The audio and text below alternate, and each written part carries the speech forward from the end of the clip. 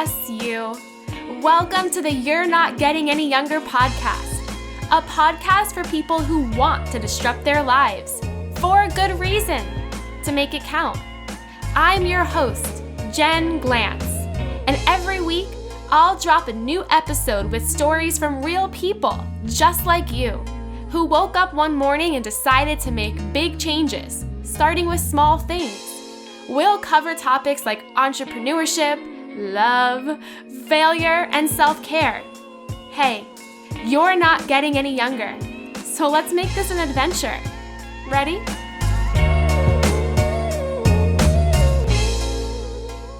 Meet Pipedrive, the CRM platform that helps you grow your business in just 4 easy steps.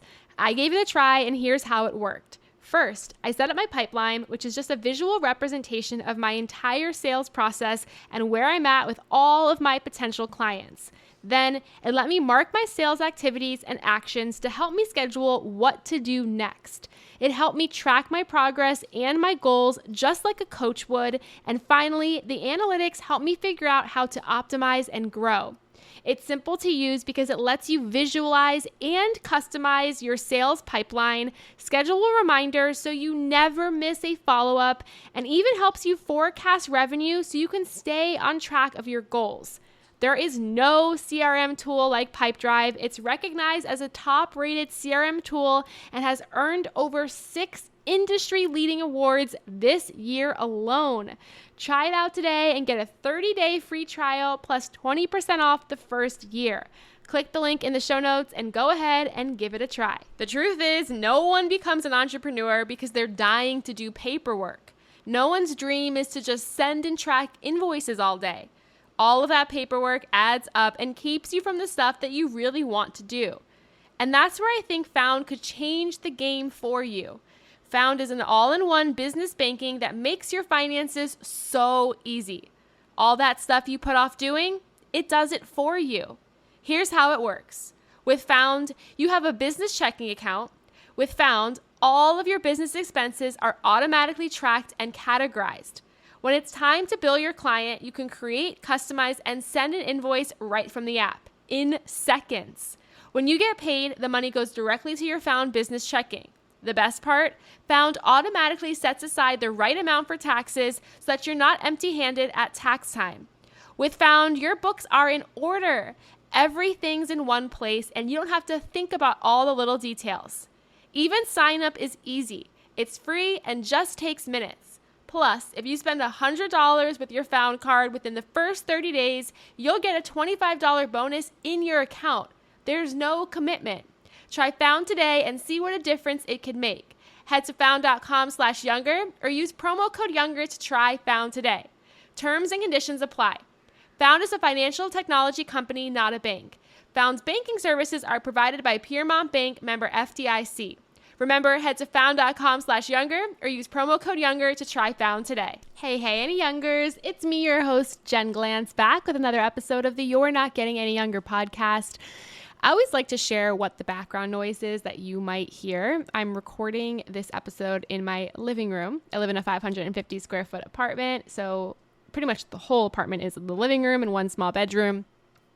It's very hard to have quiet when you live in an apartment in New York City with a dog, a baby, and a husband who are all just doing their thing all day long. So background noises you might hear on this podcast is the baby, is Goofy barking, is my husband Adam eating carrots, and he eats carrots a lot and he eats them very loudly. You also might hear construction. They're redoing the apartment that's 2 apartments down from us, so you might hear some of that as well. But anyway, today I wanted to talk about business. I rarely talk about business, but I know that there's some people who are listening who might be curious about my business, Bridesmaid for Hire, or even how to launch their own business, which is something that I'm so passionate about helping people figure out and do. And I don't want to gatekeep any of my secrets, and I want to share them all today. Back in 2014, almost 10 years ago, I launched my business Bridesmaid for Hire. I didn't have any business experience. I didn't know what I was doing. And truly at the time, I didn't even know that I was starting a business. I just had an idea that if my own friends and distant friends wanted me to be a bridesmaid all the time, maybe strangers would hire me to do the same. So I posted an ad on Craigslist, and that ad launched everything. Like my whole career, my whole life, my favorite things that have happened in the past almost 10 years happened because of that Craigslist ad. But aside from that Craigslist ad, I want to sort of dive into all of the different pieces that help me start the business, grow the business, and take it to where it is today. I remember when I first started Bridesmaid for Hire in 2014, people thought it was a joke, and it never was. I remember friends of mine asking me what I was thinking, strangers on the internet emailing me, wondering if it was a prank. And I had just been that bridesmaid so many times for my friends that I felt like it was a job. And a lot of you can totally relate. Like sometimes you're a bridesmaid and you're thinking to yourself, why am I not getting paid for this? This feels as if it's a full-time job. There wasn't anybody in the wedding industry whose job it was to do what a bridesmaid does, like support the bride, be there for the bridal party, help the person out in an emotional way. So if the person getting married doesn't have any close friends, they're sort of out of luck. And that's when I figured, okay, I'm going to start this business, Bridesmaid for Hire, where strangers can hire a bridesmaid, and I'm going to do it by posting an ad on Craigslist. So I offered my services to strangers, posted the ad, and after I posted the ad, I got hundreds of emails from people wanting to hire me. I took $250 and I built a website. I had built a website before for my blog, the things I learned from. So I took the money, I bought the domain name, I purchased like a website package through WordPress, and I built the whole thing myself. It was something that I had known how to do, but was relatively easy to do. And you can do the same today. There's places like Wix and Squarespace that cost very little money, that are templated-based websites that you can just go to and build a website with no experience. So I did that. And after I built the website, I put up some services and I started booking clients pretty much right away. My business now offers a lot of different services and products, and I'm going to break down for you exactly how I've been able to grow the business over the years. Here are some of my favorite tips. Number one, even if you have a business idea in mind and you have an audience for what you want to sell those services and those products to, stay open to new audiences. One of the best ways I've been able to grow my business from just being a service for people getting married is to expand and offer services and products to new audiences over the years. I offer maid of honor speech writing. I offer a newlywed card game to people who just got married. I have books for bridesmaids. So rather than just having one service for one audience or multiple services for one audience, think about having services for multiple audiences. That will help you expand your revenue. It will also help you tap into new people who might be interested in hiring you or buying from you.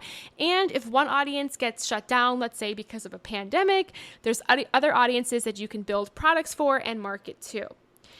And doing this helped me not only expand my income, but also just reach more people. So if you're somebody who's like, okay, I want to design jewelry for college grads, right? That's one service to one audience. Think about, okay, how else can you expand that? How else can you offer other products, other services to similar audiences? Maybe you say, okay, well, I could also offer matching jewelry to parents. That's another audience that you can market to. Or maybe you say, okay, I'm going to market also to their friends, matching jewelry for friends.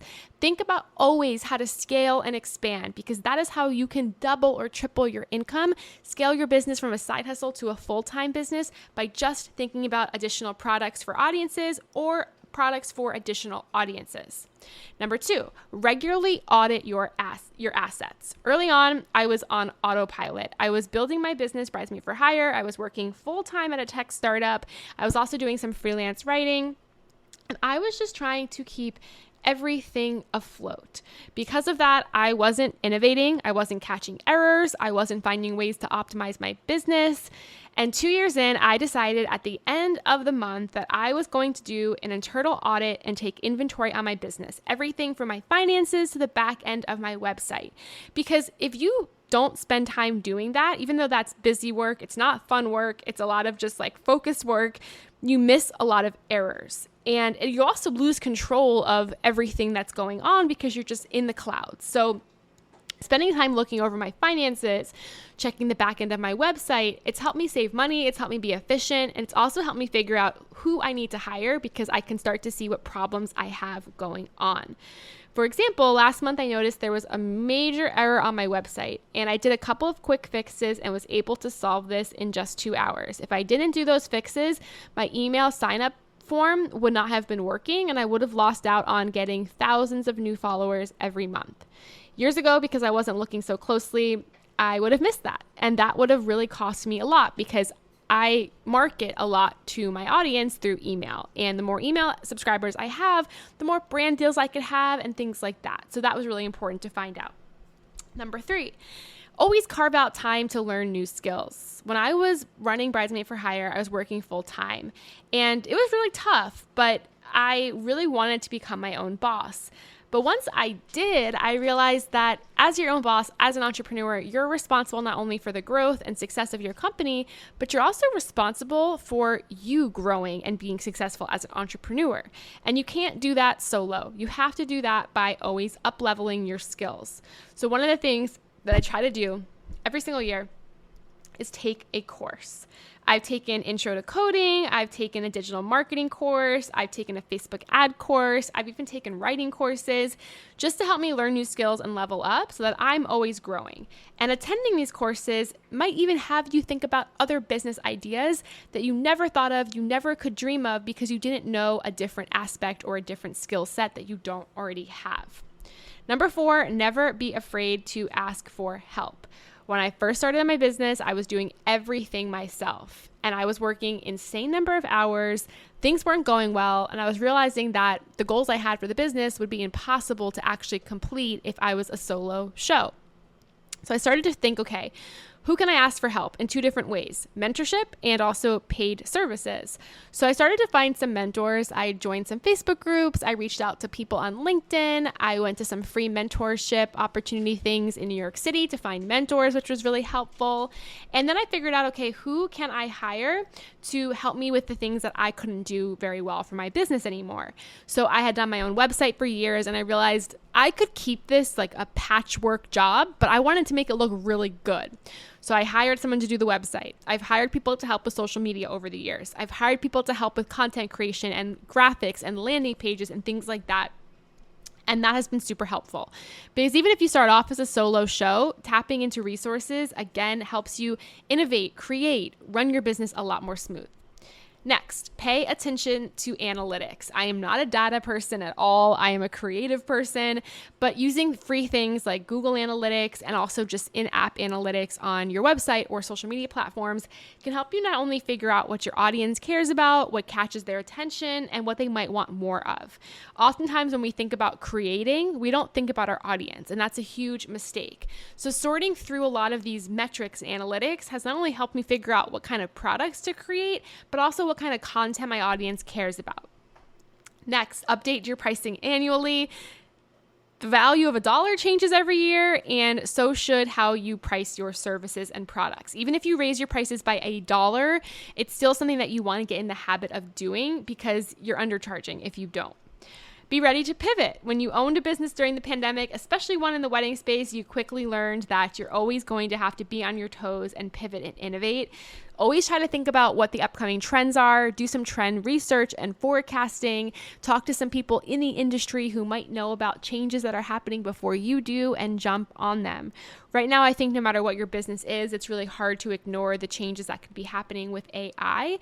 So rather than pushing back about that, thinking about how you can incorporate that into your ideas could be super helpful.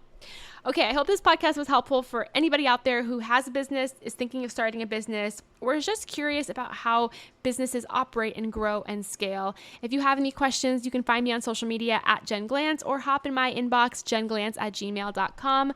Until next week, all my love, Jen Glantz. Hey you! Thank you for listening to the You're Not Getting Any Younger podcast. There are hundreds of thousands of pods out there, so thank you for listening to this one. You can find the show notes for this week's episode up on our website, anyyounger.com.